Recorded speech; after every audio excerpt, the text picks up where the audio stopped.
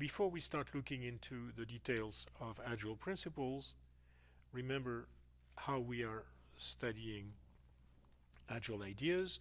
We have classified them into 6 categories: values, which we saw in the last segment of the previous lecture; principles, which we are going to see now; roles, practices, and artifacts.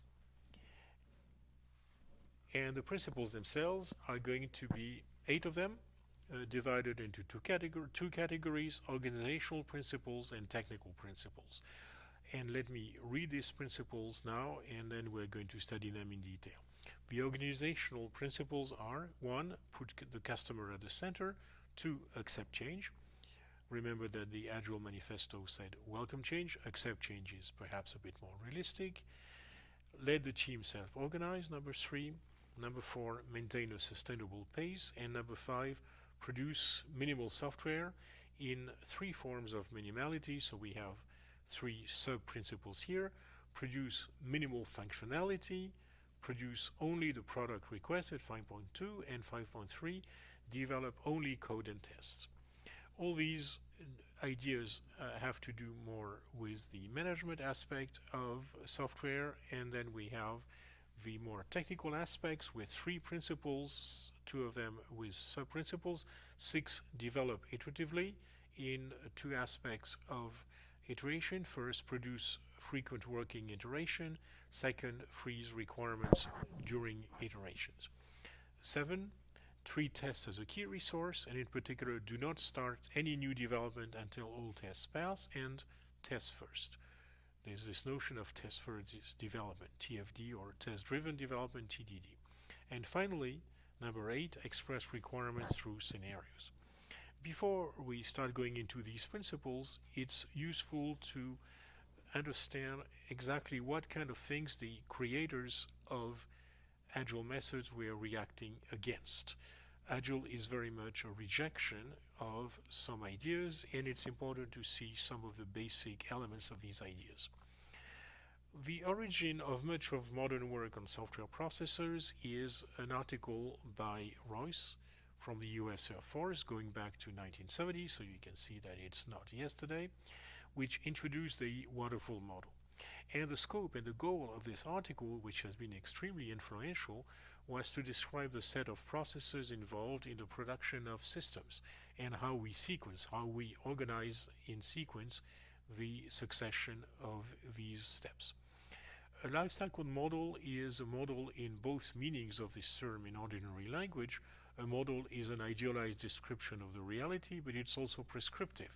It's also an ideal to be followed, and lifecycle models such as the waterfall are both. This is a little screenshot from, or a little page shot from the original Royce article, explaining that we need to put some order in the process of developing software, and the famous diagram known as the waterfall diagram because of its shape distinguishes between a number of steps which are actually fairly close to what we still do today, 45 years later: system requirements, software requirements, analysis, design, coding, testing, and operations. Well, it's perhaps not exactly what we do, but it's still pretty close. And there's also these arrows which, as the legend of the figure says, suggests that hopefully we should limit the interactions between steps to neighboring steps. One interesting aspect of the waterfall article, of this original Royce article, is that even though it was the first published description of this model, the waterfall model, it was already criticizing it. And in fact, this is one of the major uses of the waterfall model, is to serve as a foil for all kinds of shots taken at it. But in fact, the waterfall model, of which here we have a somewhat more modern version, is something else. It's really a pedagogical device. It explains a kind of idealized process at one extreme of the spectrum. The other extreme of the spectrum would be a total absence of any discipline, any order whatsoever. And the practical processes that companies and development teams apply are somewhere in between those two extremes. It's important to mention that because in the Agile literature you'll find a lot of criticism of the waterfall, but in fact that is not new. Everyone criticizes the waterfall, and very few companies, if any, have ever applied a straight waterfall because it's impossible. It's more like a pedagogical notion used to explain concepts. There are some arguments for the waterfall, though, in principle. And this I'm taking from a famous book, Software Engineering Economics by Barry Beam. He points out in that book, an old book but still quite useful, that the activities are necessary, right? We need to do some kind of requirement, some kind of specification, and so on. And in the abstract in principle, the order of these activities is the right one. We should do requirements before we do design, and so on. So those are arguments in favor of the waterfall, showing that it's a serious idea to be taken with consideration. On the other hand, there are lots of things which we can criticize with the waterfall, such as the late appearance of actual code. This is perhaps the major problem. In software, we know whether something is going to be satisfactory or not when we see the actual code. And a process in which the code only appears very, very late is fraught with risk. There's a lack of support for the requirements change. There's this myth that the requirements are set at the beginning of the project and don't change. Well, of course, that's not how things happen in practice. Requirements do change.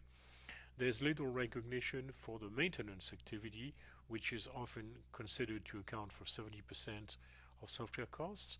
There's a division of labor hampering total quality management. That is to say, you tend to have people who are more in charge of analysis and requirements, people who are more in charge of design, and so on. And of course, in order to get a satisfactory result, we need to have people who feel responsible for the whole thing. Then we have impedance mismatches. If we consider requirements, design, and implementation as different steps, then there is a problem of translating between the results of these steps. There's an old cartoon which describes this quite amusingly. It's from the same time as the Royce article, or even before. No one knows who the author was, but it's still quite appropriate. Now, this is the kind of thing that Agile methods reject. They also reject an upfront requirements phase, even though it is well known from many studies in the field cited here, and I'm not going to go over the details, that requirements errors are one of the primary sources of bugs and catastrophes in software development. So it's important to get requirements right. Of course, the Agile literature doesn't tell you that you should not do requirements. That would be absurd, but it rails against upfront requirements. The general idea is that requirements done upfront are bad, and there are two criticisms there, which are sometimes merged into one, but it's really two different arguments. One argument is that requirements are going to change the very moment the ink is dry on the document that describes the requirements. And the other argument is that requirements are not delivered, and they are what the lean method calls waste. So these are two different criticisms, and in particular the change criticism doesn't mean that requirements are useless. Of course, requirements change, like everything in software, like code, like designs. It doesn't mean we don't do code or we don't do design. But still, in a typical text here by Ken Begg, the two criticisms are merged. Software development is full of the waste of overproduction, such as requirements documents that rapidly grow obsolete. And of course, there's a lot of truth in this criticism, but it doesn't necessarily mean that we should throw away the baby with the bathwater.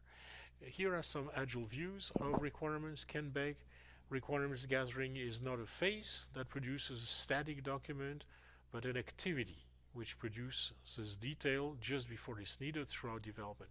Mike Cohn, one of the well-known proponents of Scrum: Scrum projects do not have an upfront analysis or design phase.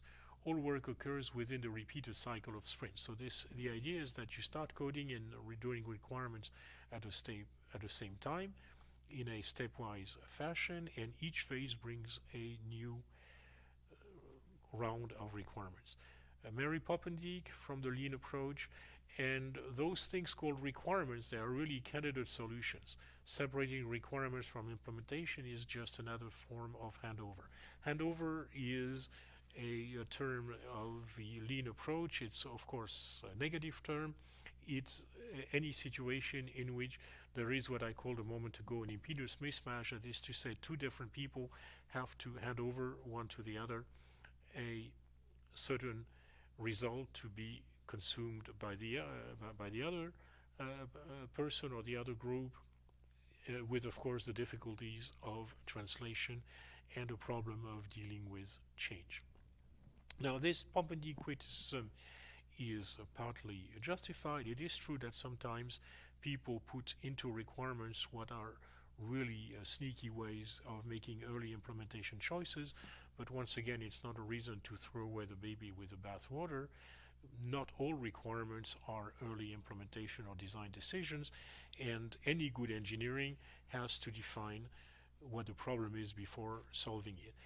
And we are going to see later on in this lecture the agile replacement for requirements in the form of user stories. Here, I would say that one of the worst pieces of advice that I've seen applied by people taking the agile credo literally has indeed been the rejection of upfront requirements.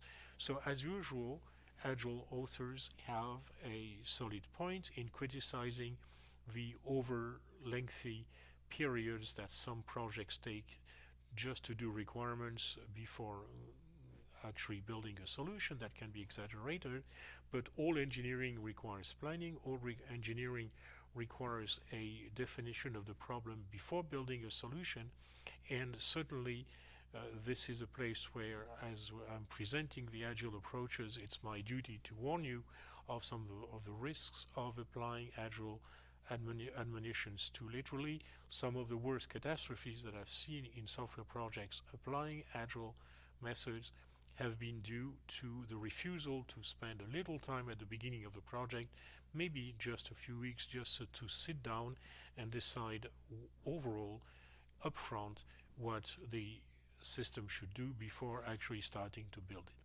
So what we've seen in this first segment of our lecture on principles of agile development is some of what agile advocates reject: the waterfall model, which is useful as a foil, as a pedagogical device, and which no one really applies 100% in practice; the role of requirements both in the traditional world and in the agile world; and the risk of applying extreme precepts literally.